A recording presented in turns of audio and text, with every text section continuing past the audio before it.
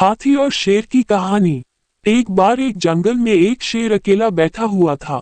वह अपने बारे में सोच रहा था कि मेरे पास तो तेज धारदार मजबूत पंजे और दांत हैं। साथ ही मैं एक बहुत ही ताकतवर जानवर भी हूँ। लेकिन फिर भी जंगल के सारे जानवर हमेशा मोर की ही तारीफ क्यों करते रहते हैं। दरअसल शेर को इस बात से बहुत जलन महसूस होती थी कि सभी जानवर मोर की तारीफ करते थे। जंगल के सभी जानवर कहते थे कि मोर जब भी अपने पंख फैलाकर नाचता है तो वह बहुत सुंदर लगता है। यही सब सोचकर शेर बहुत दुखी हो रहा था। वह सोच रहा था कि इतना ताकतवर होने और जंगल का राजा होने पर भी कोई उसकी तारीफ नहीं करता है। ऐसे में उसके इस जीवन का क्या मतलब है। तभी वहां से एक हाथी जा रहा था। वह भी काफी दुखी था। जब शेर ने उस दुखी हाथी को देखा तो उससे पूछा, तुम्हारा शरीर इतना बड़ा है और तुम ताकतवर भी हो, फिर भी इतने दुखी क्यों हो? तुम्हें क्या परेशानी है? दुखी हाथी को देखकर शेर ने सोचा कि क्यों न मैं इस हाथी के साथ अपना दुख बांट लूं।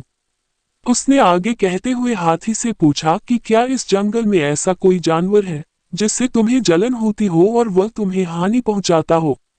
शेर की बात सुनकर हाथी ने कहा, जंगल का सबसे छोटा जानवर भी मुझ जैसे बड़े जानवर को परेशान कर सकता है।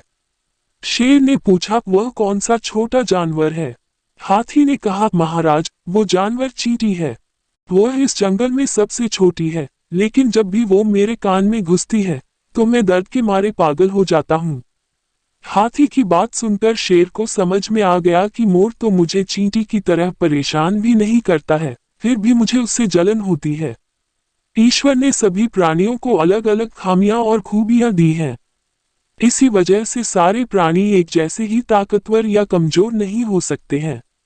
इस तरह शेर को यह समझ में आ गया कि उस जैसे ताकतवर जानवर में भी खूबियों के साथ कमियां हो सकती है। इससे शेर के मन में उसका खोया हुआ आत्मविश्वास फिर से बढ़ गया और उसने मोर से जलन करना बंद कर दिया।